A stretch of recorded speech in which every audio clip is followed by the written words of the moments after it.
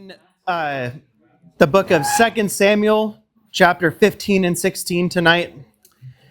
As we are about to get into this study, just a little bit of context and where we're at.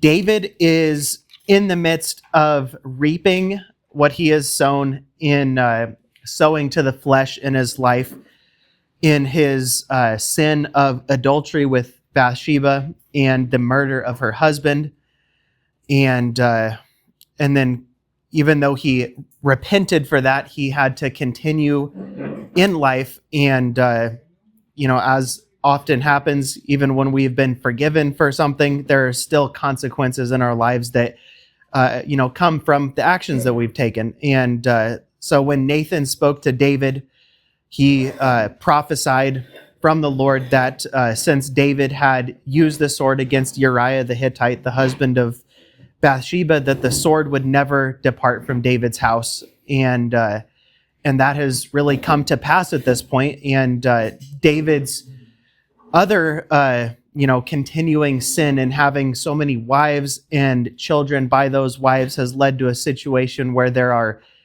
rival brothers, rival siblings of different mothers that are fighting against one another. And his eldest son tricked one of his daughters into his room because he lusted after her, and he forced her. And then her brother, Absalom, after she did not receive any justice from David, Absalom basically tricks that brother into coming out of Jerusalem and ends up having his men kill him, which, as we did kind of establish last week, in the case of a brother who lies with his sister, death was the penalty that was imposed in that, as would be the case for a man who rapes a woman, is also a death penalty. But David, probably because of his compromise that he had put himself in and his second guessing his ability to judge rightly, didn't do anything about it. And Absalom waited for a period of 2 years as he plotted and planned and waited for David to make a move, and eventually it had just gone too far, and so Absalom gets his brother out of Jerusalem to a banquet and murders him. And so he fled out of Israel because, there is no refuge in Israel for murderers. And so he fled to his grandfather in a neighboring kingdom and lived there for another period of 2 years until Joab talks David into bringing him back into Israel. Or I believe it was 3 years, actually. And then he's back in Israel for another couple of years, and David would not see him. And he was back in Israel safely, but not restored in relationship with his father David. And so he tries to get Joab, the commander of the king's army, to come to him to restore him back to the king. And Joab won't come to him, so he has his servants set Joab's field on fire, a neighboring field, so that it would get his attention and have him come and talk to him. And so he comes and talks to him and is able to restore him to the king so that he comes to see the king.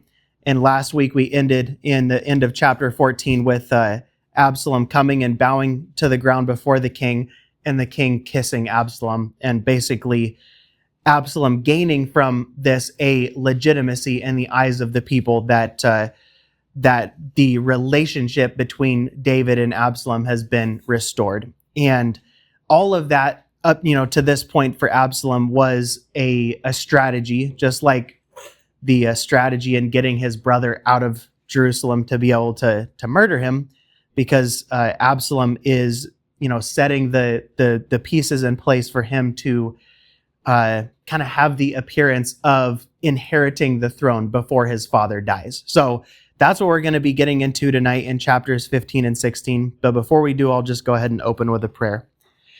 Lord, please bless this time of study in your word tonight. Please give us wisdom in it. Help us to be encouraged, exhorted, and edified by your word. And please just show us through your Holy Spirit what you would have us to take away from this tonight. Amen. Okay, so I do think it's kind of an interesting distinction that, Absalom is not necessarily trying to position himself as a straight up usurper of the throne. And I don't think that he ever really wanted the people of Israel to view him in that light. I don't think he wanted it to seem as if, the house of David was coming to an end and the house of Absalom was starting. I think what he is trying to do is position it so that he can force his father into abdicating the throne to him prematurely before David's death. Because what would typically happen in this time would be that the king would die and the kingdom would go to his eldest son, which at this point, Absalom, as far as we know, is the eldest remaining son of David. There's two sons that were named as being born before Absalom, and kind of conveniently, Absalom killed one of them, and the other one, besides the one time that his name is given to us in the record, he is never mentioned again. So it's assumed by most people and by tradition that he died either in battle or in life at some point before this time and was out of the picture. So it would be assumed, not only by Absalom and by David, but by the people of Israel as well, that when David dies or is incapacitated and not able to reign, that the kingdom would automatically go to Absalom anyway. But what we're dealing with in Absalom is a guy who is discontent with the leadership of the country. I would look at his behavior and the evidence that we see of his motives and not just see a guy who is hungry for power, but a guy who is kind of disgusted by the lack of leadership and the lack of justice being given to the people in his country. And, you look at that and you say, well, if he would have just waited for probably another, 15 or 20 years, he would know that he would just have the throne anyway. So, his thirst for power would have been, taken care of at that point. But he is unhappy with the way that David is running the country. And so he proposes to do something about it. So verse 1 of chapter 15 opens by saying, after this. The after this that it is mentioning is the reuniting of David and Absalom in the presence of the king, and the king kissing Absalom, and there being kind of a public show of reconciliation between the two of them. So after this, Absalom got himself a chariot and horses and 50 men to run before him. So the chariot was not intended by Absalom to just be a quick means of conveyance, because if he was trying to get around quickly, he would not have 50 guys running in front of his chariot. The whole point is that he is trying to establish an image of who he is in the eyes of the people. And so he would rise early and stand beside the way of the gate. So he understands that there's, some important steps that you have to take to put yourself in the position that you need to be to take over a kingdom. And one is that you need to be perceived as, or in actuality, be able to work hard and diligently to get what you want. So he rises early and he puts himself in the right position by standing beside the gate of the city. So he is going to be in the face of everyone who is coming in and out of Jerusalem in order to conduct business with the king. It says, when any man had a dispute to come before the king for judgment, Absalom would call to him and say, from what city are you? And he would say, your servant is of such and such a tribe of Israel. And Absalom would say to him, see, your claims are good and right, but there is no man designated by the king to hear you. So he is, he is being a forward-facing politician at this point. He is, physically going door to door, shaking hands, kissing babies. That's what he's doing. And he is doing his best to intensify any discontentment in the heart of the people without coming right out and speaking rebellious words against the king. And he's doing that by commiserating with the problems that the people are having, showing an empathy and a sympathy for their problems, and saying, I've heard about what you're going through, and obviously you're right. But unfortunately, the king there's nobody in place to hear your case. And Absalom would then say to them, "Oh, that I were judge in the land, then every man with a dispute or cause might come to me, and I would give him justice." So we see from the words of Absalom that he has a particular grievance against the king. And, that it's not just a general, I think I should be king instead of David. His specific grievance is one that I wouldn't be surprised if the rest of the people weren't feeling as well. It seems like maybe David has come to a point in his reign over Israel where he is not fulfilling the kind of role of, Supreme Court, or, he was not only the executive of his country, he was also the Supreme Court. If there was a case that was, too contentious or too large for any of the other judges in Israel to hear, or, the council of elders or anything like that, they would come directly to the king, and it would be his responsibility to, one, put a arbitrator in place to judge their case, or for him to hear it himself and make a proclamation of innocence or guilt, or decide between the two parties. And so Absalom, obviously feels in his heart, the king went for years without doing justice for my sister, even though he knew, and very likely he knew about the case because Absalom brought it to him. It would be totally reasonable for us to assume that as the elder brother of the girl who was wronged, it would be Absalom's place to come to the king, which also just in this case happened to be her father as well. So Absalom was probably the one that came to the king and told him all of the things that had been done to his sister, and yet there was no judgment made on his behalf. And so that is the bird that's under his saddle, and that's what he is using to try and separate the hearts of the people away from David and to himself. So he says, "Oh, that I were judge in the land, that every man with a dispute or cause might come to me, and I would give him justice."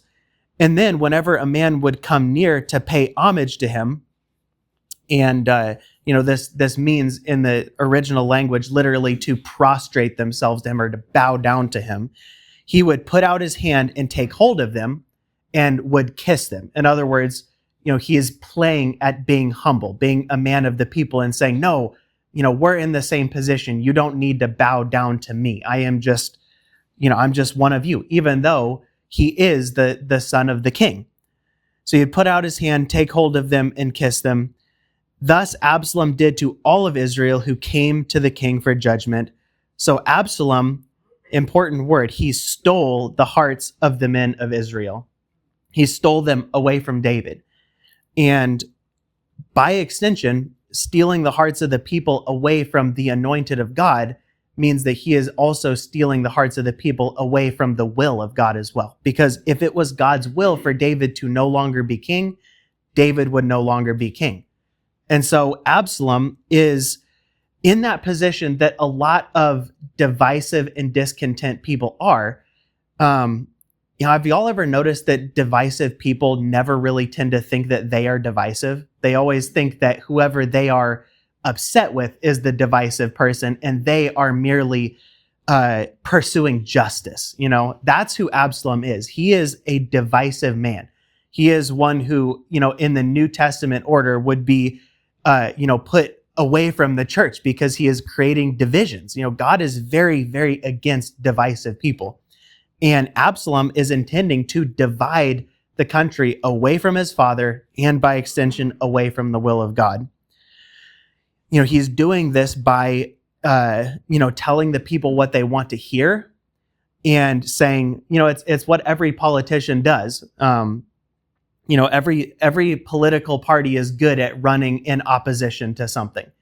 A lot of times political parties or politicians aren't great at running with a vision of how they're actually going to do something better. It's just, I'm going to do better than that guy is doing. That's what Absalom is doing is I don't really have any great ideas. I'm just going to do better than this guy is doing. That's the best that he can offer. And the thing is that it works. It says that at the end of 4 years, Absalom said to the king, "Please let me go and pay my vow, which I have vowed to the Lord in Hebron." So some translations are going to have this as 40 years.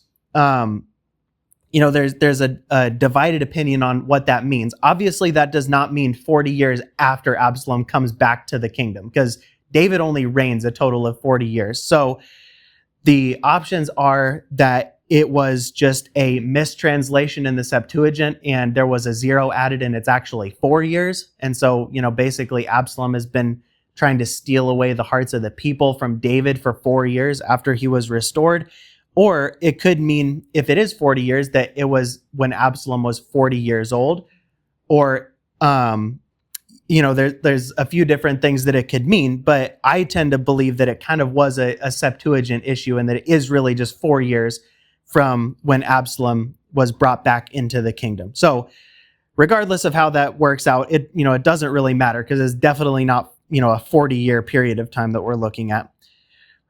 But he comes to the king, and it's interesting to note that he's doing everything that he's doing through subterfuge and lying, because there's no way that he could affect anything that he's wanting to do in a legitimate way. Everything about what he's doing is illegitimate. So he lies to the king and says that he wants to go and pay a vow that he had vowed to the Lord in Hebron. So we know that Absalom was born in Hebron. He was one of the many sons that was born to David of his many wives while David ruled the kingdom of Israel from Hebron. David ruled there for 7 years before they took Jerusalem and moved the capital to Jerusalem. So he's basically saying, I vowed to the Lord.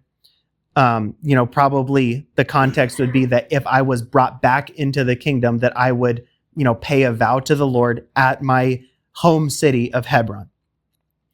It says, your servant vowed a vow while I lived at Geshur in Aram, saying, so that's while he was with his grandfather in exile from Israel, saying, if the Lord will indeed bring me back to Jerusalem, then I will offer worship to the Lord. So the king said to him, go in peace.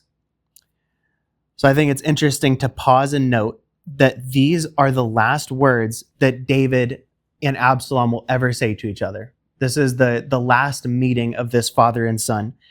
And, David is going to have great regret over how all of this ends, how it all comes to pass. But I think it's really neat that he had the ability to at least look back after all of this ends and know that the last thing that he did and the last words that he said was that he would restore this relationship with his son, and, has the words go in peace for him, not knowing that his son was making the request that he was making in order to try to kill his father, basically. It says that he arose and went to Hebron. But Absalom sent secret messengers throughout all the tribes of Israel, saying, as soon as you hear the sound of the trumpet, then say, Absalom is king at Hebron. With Absalom went 200 men from Jerusalem who were invited guests, and they went in their innocence and they knew nothing. So it's normal for would be normal for this prince to go with a group of people to protect him and to serve him as he goes. And, it's basically saying that these people that went with him, they were ignorant of what Absalom was doing. He had not told them, and they were not a part of this conspiracy. It says, while Absalom was offering sacrifices, he sent for Ahithophel the Gilonite, David's counselor from his city of Gilo. These are Gilonite. And the conspiracy grew strong, and the people of Absalom kept increasing. So this is happening over a period of time. To us, it looks like just a snapshot of a day. We don't really know exactly how long this is proceeding and progressing, but it's not an immediate thing. This could be a period of weeks or months or potentially even longer than that. So Ahithophel was a great friend and wise counselor of David. But the relationship between Ahithophel and David was seemingly irreparably broken when David seduced his granddaughter, because Ahithophel is the grandfather of Bathsheba. And he seduced his granddaughter and put her to shame and then murdered her husband. So there's a list of 37 individuals that were close daily companions of David. There's the 30 mighty men, which includes the three greatest mighty men that were among them, and then 7 other named men who are with him all the time. And Ahithophel was one of those, and Uriah, which would be Ahithophel's grandson-in-law, was also one of those 37 men. And so they were they were in close daily association with one another. And it seems that Ahithophel, because of what David does, that he would see it as a betrayal to him and to his family. He separates his life from David, and it seems that he goes back to live in his city for probably at least 10 years. By the time we're seeing him here, he and David's relationship has been separated for probably at least 10 years.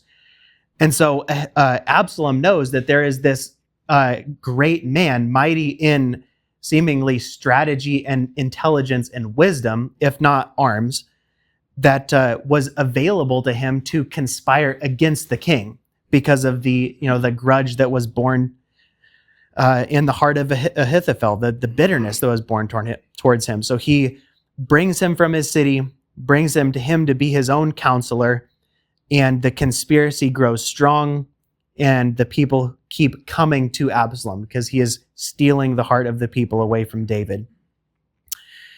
So a messenger came to David. So David's still in Jerusalem at this point.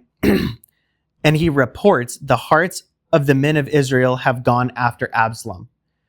So again, this is not a moment where David is thinking like, oh, my son's off, doing sacrifices and paying a vow. And then boom, he realizes, oh no, he's in rebellion. David has known this. There's been a period of time that's going about, and this report is coming to him saying, it has gotten bad enough that you are in danger. That's what this messenger is telling him. The hearts of the people of Israel have gone to Absalom. And David said to all of his servants who are with him in Jerusalem, arise and let us flee, or else there will be no escape for us from Absalom. Go quickly, lest he overtake us quickly and bring down ruin on us and strike the city with the edge of the sword. So David is having to make a difficult decision at this point. Fortified cities, strongholds like Jerusalem, were a double-edged sword for the people who inhabited them. On the one hand, you could count on your fortifications to protect you in most situations, but if they did not, it means that you are trapped with no way of escape other than death.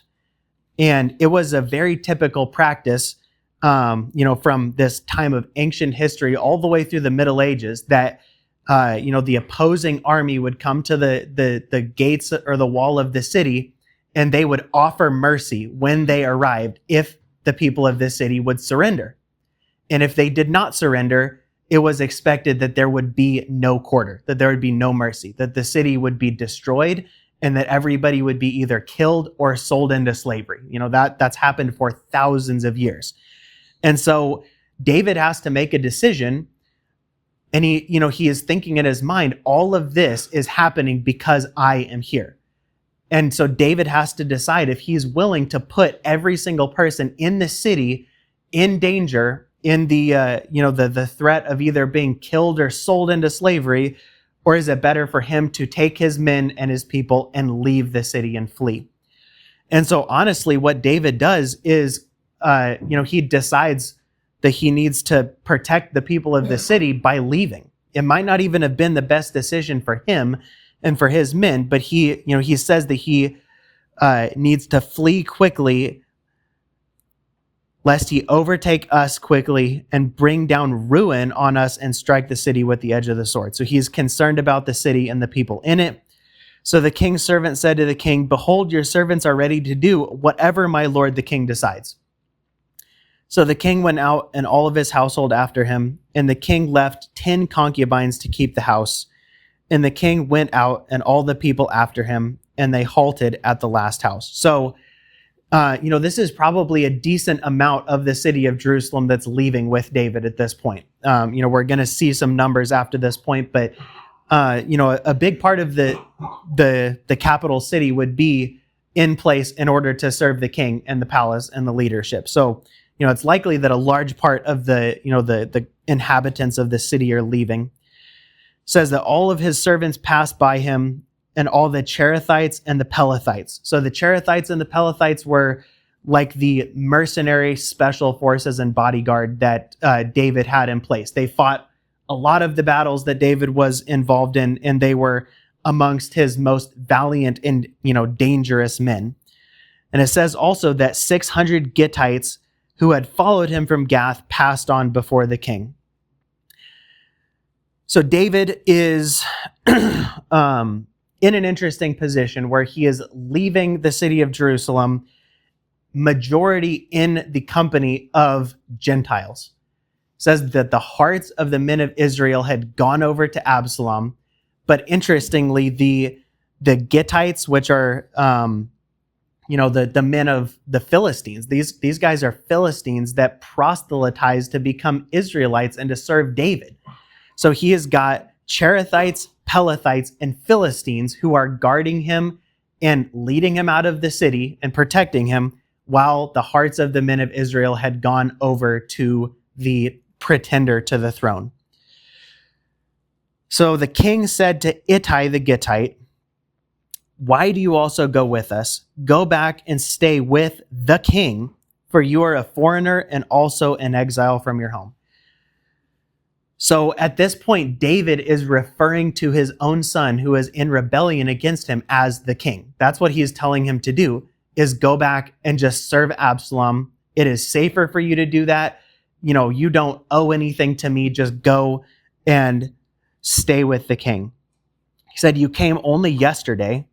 It's not certain whether that is kind of a figure of speech, like you just got here or you've only been here for a little while, or if he means literally that you just got here yesterday.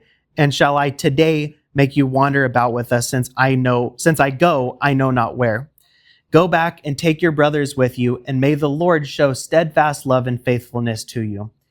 But Ittai answered the king, and it's interesting as we go through this, David calls his son the king, but the only person that the Lord or the Holy Spirit through this text calls the king is David. It's very clear in the eyes of the Lord who the king still is. So Ittai answers the king, "As the Lord lives, and as my lord the king lives, wherever my lord the king shall be, whether for death or for life, there also will your servant be." Now that is a beautiful sentiment that comes from the mouth of what would be assumed to be a recent convert and a Gentile.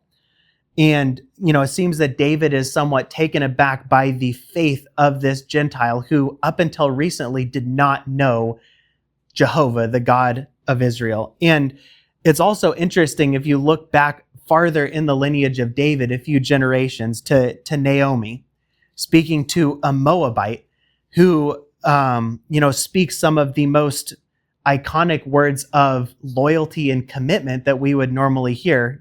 I'll go where you go. Your God will be my God. Your people will be my people. Ruth speaking to Naomi. This is an interesting parallel that we see in the life of David, that this man says, "Whether for death or for life, there also will your servant be." This is in my opinion, just as powerful and beautiful of a sentiment as Ruth spoke to Naomi. So David is gaining the loyalty and the faith of these Gentiles who were recently separated from God and just being brought into the fold of Israel. So David said to Ittai, "Go then, pass on." And so Ittai the Gittite passed on with all of his men and the little ones who were with him. And all of the land wept aloud as the people passed by, and the king crossed the brook Kidron, and all the people passed on towards the wilderness. So it's interesting as we are going to be drawing some parallels between the life of David and the life and ministry of Jesus. This is the first time that the word Kidron is used in the Bible. And, Kidron means black. So, it's basically saying that it was the brook of blackness.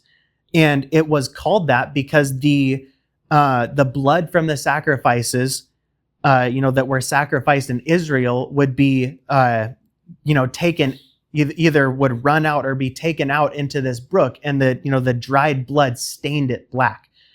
And, in the time of, the the temple period in Jesus's time, it would be dealing with the blood of hundreds of thousands of animals that were killed every year. And the brook, as Jesus was going to his death, would have been running red with the blood of the sacrifices during the period of Passover. So this is the first time that we see the brook of Kidron being brought before us. But obviously, if it was being called that already at this point, there was a great amount of sacrifices that were being done at the tabernacle, the tent that David built for the Ark of the Covenant and for sacrifice to be done in Jerusalem. So, so this is kind of a new occurrence that's happening just since David has brought the worship, the center of worship, into the city of Jerusalem. So they cross the brook Kidron, and all the people pass on towards the wilderness. It says that Abiathar came up, and behold, Zadok came also with all of the Levites. So Abiathar and Zadok are the heads of two different priestly families that are serving the Lord and serving the people of Israel in the tabernacle at this time. So they come bearing the Ark of the Covenant of God. So they figure, David brought the center of government to Jerusalem, and he brought the center of worship to Jerusalem, and he can take it wherever he wants. So if he's going to be leaving, we'll go with him. That's what these guys are thinking. They are very loyal to David. And they set down the ark of God until all of the people had passed out of the city. Then the king said to Zadok, "Carry the ark of God back into the city, and if I find favor in the eyes of the Lord, he will bring me back and let me see both it and his dwelling place. But if he says, I have no pleasure in you, behold, here I am. Let him do with me what seems good to him." So David at this point seems to be questioning in his mind, is what is happening right now the judgment of God removing me as king over Israel? We see all throughout the Psalms that David is racked with torment and guilt over what he has done, presumably for the rest of his life after he has, committed these great sins against God and Uriah and Bathsheba. And it seems like it would not have been surprising to him if God had just decided to be done with him. That seems to be where his heart is at right now. Like maybe God just does not find pleasure in me anymore. And we'll find out by how all of this turns out. I think that's really what he thinks is, if the Lord has found no more pleasure in me, then that's okay. He's not going to fight back. So he tells them to take the ark back into the city. And he has just put he has surrendered his will to God. He's surrendered his will. Not my will, but your will be done. The king also said to Zadok the priest, "Are you not a seer?" So he's acknowledging that Zadok is not only a priest, but also a prophet. He is, a seer was somebody that was acknowledged by God and by the people as someone who could see through the veil that most of us do not see through between the physical and the spiritual realms. And these seers had the ability to do that. So he's acknowledging Zadok as a prophet. He says, "Are you not a seer? Go back to the city in peace with your two sons, Ahimaaz, your son, and Jonathan, the son of Abiathar. See, I will wait at the fords of the wilderness until word comes from you to inform me." So Zadok and Abiathar carried the ark of the God back to Jerusalem, and they remained there. So he's basically keeping the center of worship in Jerusalem, having the ark of God stay at the tabernacle, the tent that he built for it, and asking the priests to hear what they can hear and to inquire of God for him and send their sons to him to share with him whatever information they find out, not only from people, but also from God. So then David went up the ascent of the Mount of Olives, weeping as he went, barefoot with his head covered, and all of the people who were with him covered their heads and went up weeping as they went. So covering their heads and bearing their feet is, a sign of humility and mourning. I don't think that David is weeping because he's feeling sorry for himself. That's not what is going on here. I think that his weeping has a lot to do with the humiliation and the heartbreak of the situation that he's in, that he knows that he has sinned against God. He knows that he has sinned against his family. He knows that everything that is happening is because of the decisions that he has made and the sins that he has committed, and that he is reaping the just rewards of what he has done. And so he is humiliated and weeping and sad before the Lord. And it was told to David, Ahithophel is among the conspirators with Absalom. And David said, "O Lord, please turn the counsel of Ahithophel into foolishness." And while David was coming to the summit where God was worshipped, behold, Hushai the Archite came to him with his coat torn and dirt on his head. And David said to him, if you go on with me, you will be a burden to me. But if you return to the city and say to Absalom, I will be your servant, O king, as I have been your father's servant in times past, so now I am your servant, then you will be able to defeat the counsel of Ahithophel for me. So David has walked a path that is more prophetic than I don't believe he had any way of knowing the prophetic steps that he was taking. The parallels between what is happening in the life of David and what is going to happen in the life of Jesus are astonishing. David is betrayed by his son and betrayed by his friend. Very parallel to Jesus being betrayed by Judas, and not only by Judas, but by the people of Israel who put him to death. David is being rejected by the people of God, by Israel, who were supposed to bow to him as king, just as Jesus was betrayed by the people of Israel who were to bow to him as king. David is being followed after this betrayal by Gentiles, by those who were outside but were brought into Israel by his grace and by the grace of God. He goes, and on this night where he is being put out of the city, betrayed, he crosses the brook of Kidron and he goes up the Mount of Olives and weeps and prays. And this happens to be the same place that Jesus, probably followed almost these exact same steps as David, as he goes with his disciples after the Last Supper and is going to the Garden of Gethsemane, which is one of the gardens at the base of the Mount of Olives across the brook of Kidron. And Jesus goes there to pray, to seek the will of the Father, and to ask the Father that if the cup might pass from him, that he would have it pass from him, but not his will, but the Lord's will be done. Just as David is saying, if the Lord wills to bring me back, he can, but if he chooses not to, if he finds no favor in him, his will is to be done. So they both pray and they worship on the mountain. So David and Jesus are following such just symbolically similar paths in this time. And this time is going to produce many psalms that David is going to write from this point. It's never exactly certain unless it is put in the beginning of the psalm when it was written. But, for sure, Psalm chapter 3 was written in this time. Very likely Psalm 4. Psalm 55, 41, and 63 are all written about this time in David's life. And then it's a question as well whether Psalm 22 was written during this time of David's life.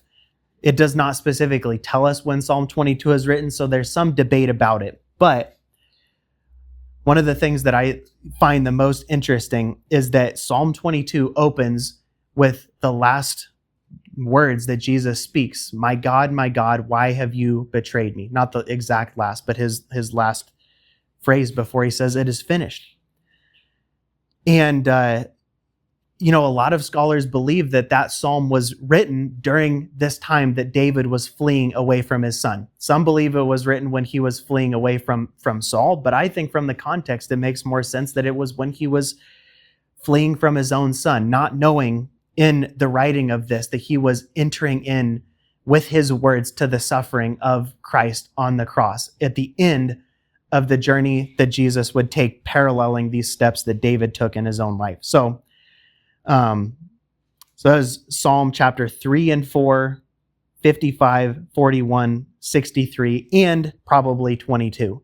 All were written about this time. These sufferings that David go through, they seem to put him in the mood to worship, which I think is just an incredible thing. So he prays, he weeps, and he worships. And he is, probably in one of the lowest, if not the lowest points in his life right now. He has a lot to choose from, but, this is a low moment. And, it's interesting that he ends up having this low moment on the top of a mountain. It's kind of funny. He ascends the Mount of Olives while he is descending in his life. He probably at this point thinks that anything that can go wrong has gone wrong. So he sends his friend, this Hushai, who is just identified as David's constant companion. He tells him that if he comes, he will be just a burden to him, which more than likely means that this is an old guy who can't really get around on his own, and that it's just going to be best for David and for everybody if he just goes back to the city. But not only that, you can be a counter and, try to defeat the counsel of Ahithophel. And he goes on in verse 35 to say, "Are not Zadok and Abiathar the priests also with you there? So whatever you hear from the king's house, tell to Zadok and Abiathar the priests. Behold, their 2 sons are with them there, Ahimaaz, Zadok's son, and Jonathan, Abiathar's son. And by them you shall send to me everything that you hear." So Hushai, David's friend, came into the city just as Absalom was entering Jerusalem. So all of this was happening, and it must be that somebody ran from Jerusalem to tell Absalom that David had fled the city and that it was open to him. And so he takes advantage of that and comes to the city quickly. And so Hushai and Absalom enter back into the city at the same time.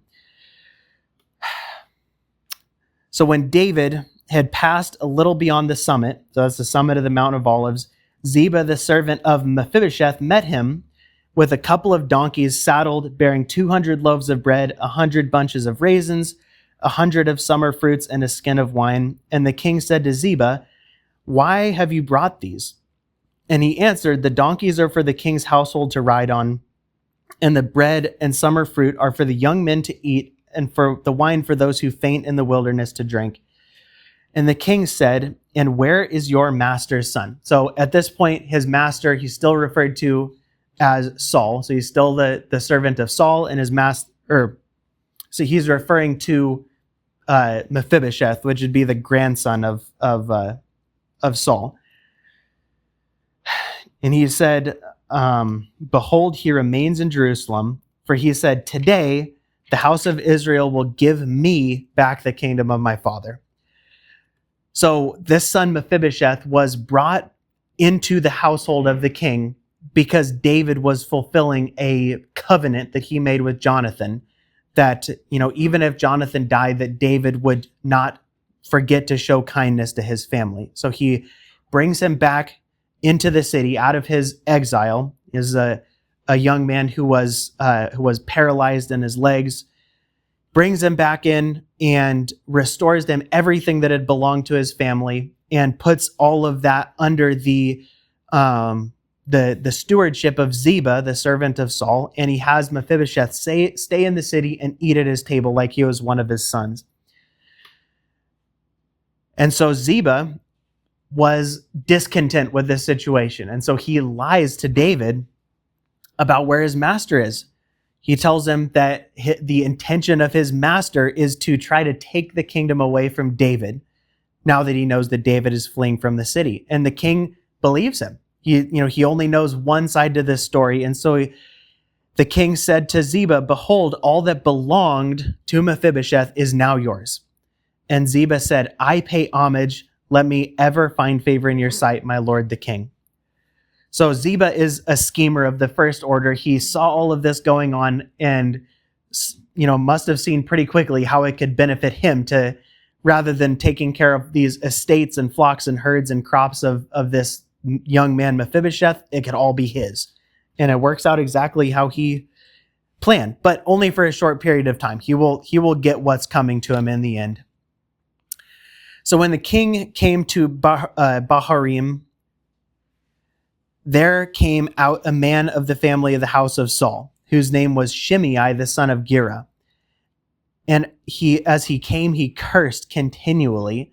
Then he threw stones at David and all the servants of King David, and the people and all the mighty men were on his right hand and on his left.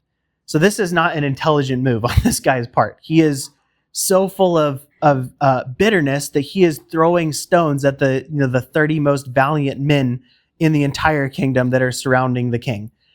And all the people and the mighty men, they're on his right and left. And Shimei said as he cursed, get out, you man of blood, you worthless man. The Lord has avenged on you all the blood of the house of Saul, in whose place you have reigned. And the Lord has given the kingdom into the hand of your son Absalom. See, your evil is on you, for you are a man of blood. So basically everything that he is saying is incorrect. It's really easy when bitterness is taken hold in our hearts to start telling ourselves stories about things that are just simply not true, and creating narratives in our own hearts that just reinforce the bitterness that we have. David not only did not shed any of the blood of Saul's household, he continually showed Saul and his household mercy. David never took the kingdom away from Saul. The kingdom was taken away from Saul and his sons by God and was given to David. And so this man is just making foolish curses against the anointed one of God. And Abishai, the son of Zeruiah, so this would be the brother of Joab, he said to the king, why should this dead dog curse my lord the king? So, in Israel, as we've mentioned before, especially just in the Middle East in general, dogs were not seen the same way that we see them. They were seen as dirty, disgusting, awful animals. They were unclean. They were bad. They were not, they weren't kept as pets. They were looked down upon. And apparently the only thing worse than a dog was a dead dog. So he said, why should this dead dog curse my lord the king, and let me go over and take off his head? Basically he says, that's where all the noise and the cursing is coming from. So if I take it off, it'll all stop, right? It's a pretty simple, it's a simple equation. And if David was the bloodthirsty man that this Shimei is accusing him of being, he would have ordered it. But the king said, what have I to do with you, sons of Zeruiah? So, David's already annoyed. He's already downhearted at this point, and he doesn't need Joab or his brother coming in and trying to get him to murder somebody. So he says, what do I have to do with you? If he is cursing because the Lord has sent him, if he is cursing because the Lord has said to him, curse David, who then shall say, why have you done so? So again, David is still in the mindset that maybe, all of this is befalling him because the Lord has chosen for him to no longer be king. So he's saying, are you really going to put your hand out against what the Lord has maybe ordered? So David said to Abishai and all of his servants, Abishai, behold, my own son seeks my life. How much more now may this Benjaminite? Leave him alone and let him curse, for the Lord has told him to. It may be that the Lord will look on the wrong done to me, and that the Lord will repay me good for his cursing today. So David and his men went on the road, while Shimei went along on the hillside opposite them, cursing as he went and throwing stones and flinging dust. And the king and all of the people who were with him arrived weary at the Jordan, and there they refreshed themselves. So David is not going to forget about this insult that is being given to him. And at the same time as he instructs his son Solomon to put Joab to death for murdering Abner, he's also going to tell him, while you're at it, take care of this guy that cursed me when I was exiled from the city, and put him to death too. So, David lets a lot of things go on during his lifetime, and finally ends up having his son do justice on a lot of these people once he has passed away. Now, Absalom and all the people the men of Israel came to Jerusalem, and Ahithophel with him. And when Hushai the Archite, David's friend, came to Absalom, Hushai said to Absalom, "Long live the king, long live the king." And Absalom said to Hushai, "Is this the loyalty that you show to your friend?" So in other words, he's saying, how are you saying this to me when you are the companion and friend of my father? Why do you not go with your friend?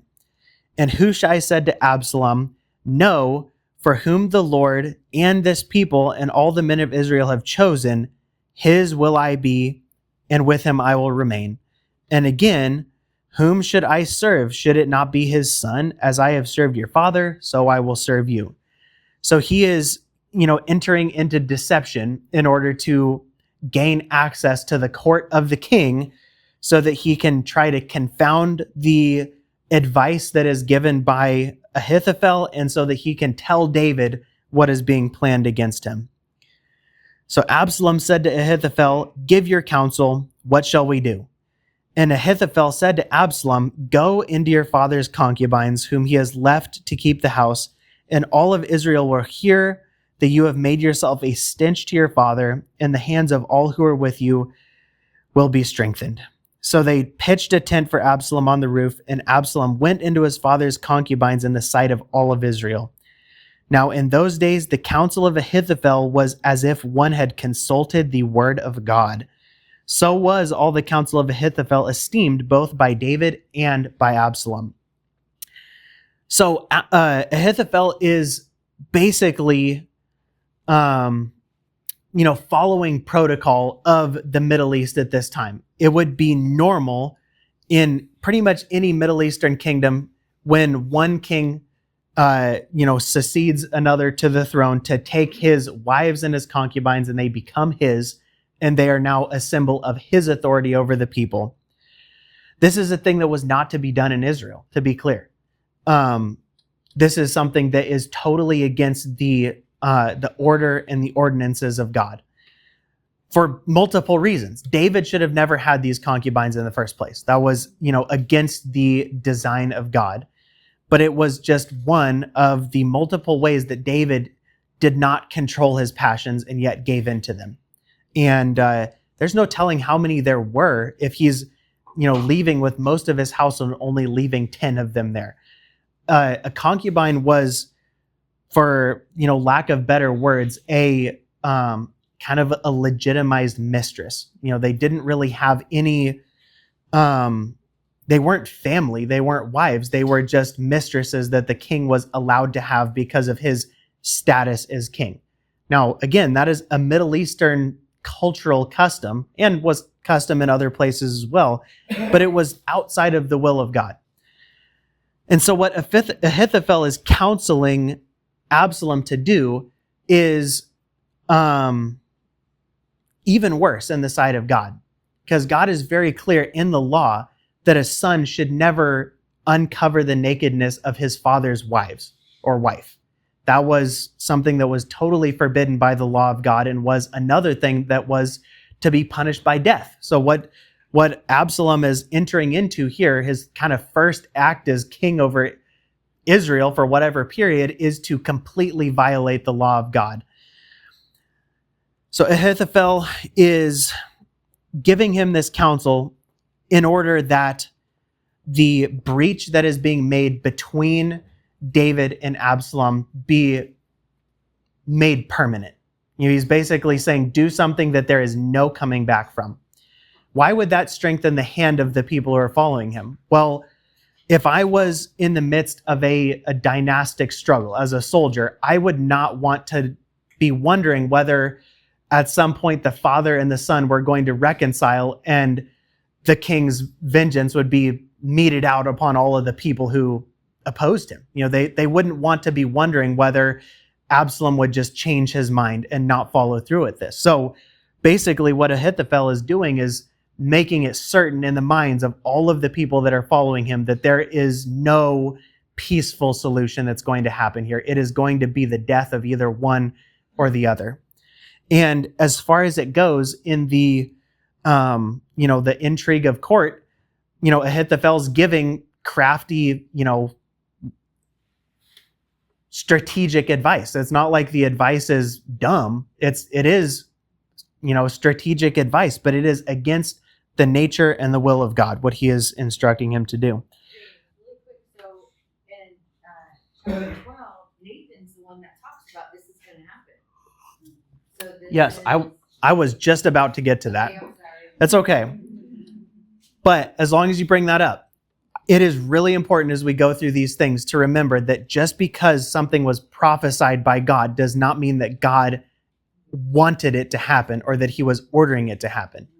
There's no scenario where, I or any of us should believe that God is saying that he wants, all these A names are getting me messed up, Absalom to, break his law and to essentially power rape all of these women.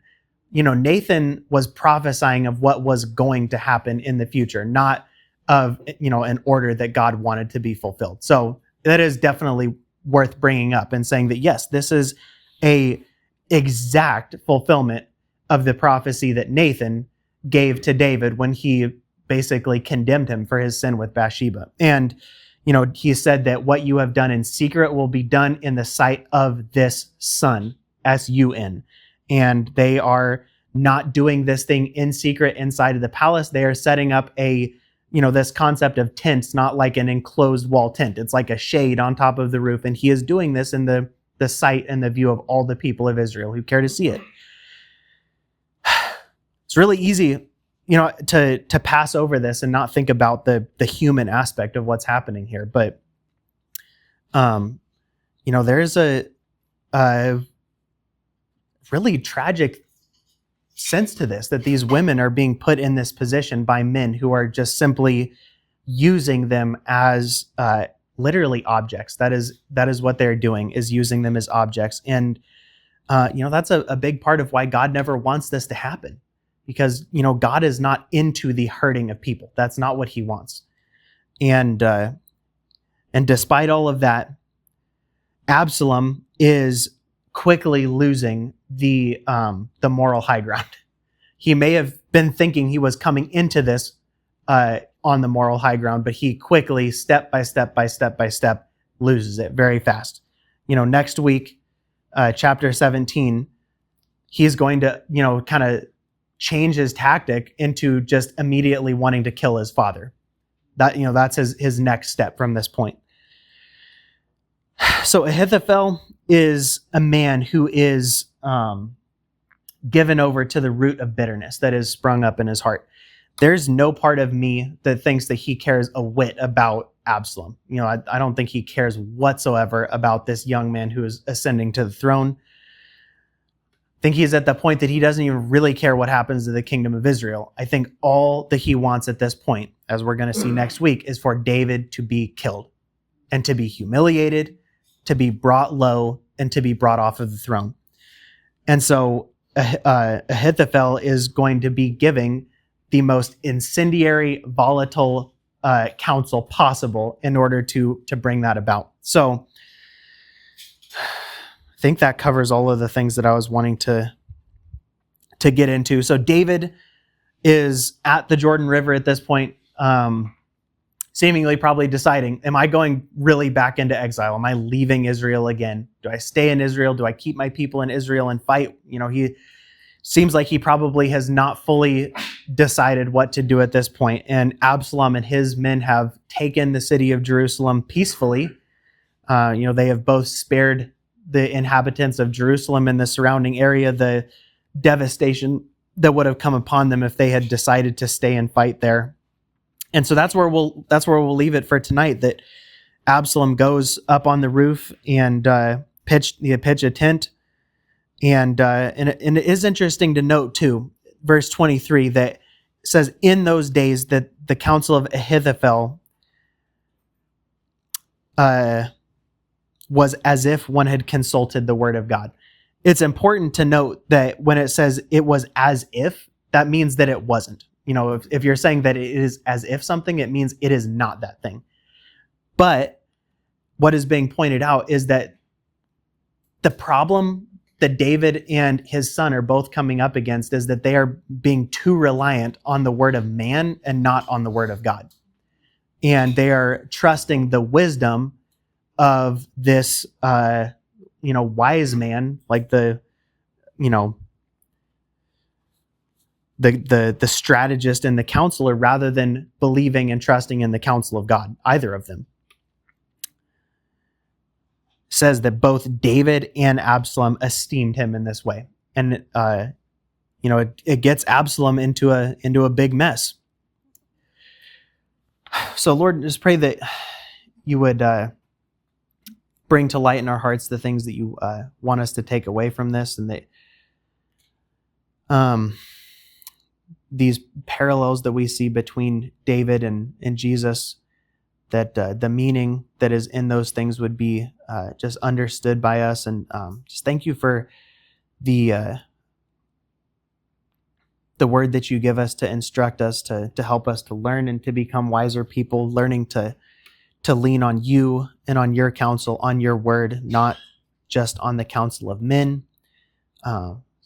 In the world we live in, the life we live, it is always questionable to know the motives of man, but we always know the motives of your word to edify, exhort, and encourage us. So I pray that we'd be encouraged by your word, that each one of us would not leave this place and pick our Bibles back up again Sunday, but that we would all be in your word throughout the week, learning, educating ourselves, and becoming people who are able to be effective for your kingdom through the work of your Spirit.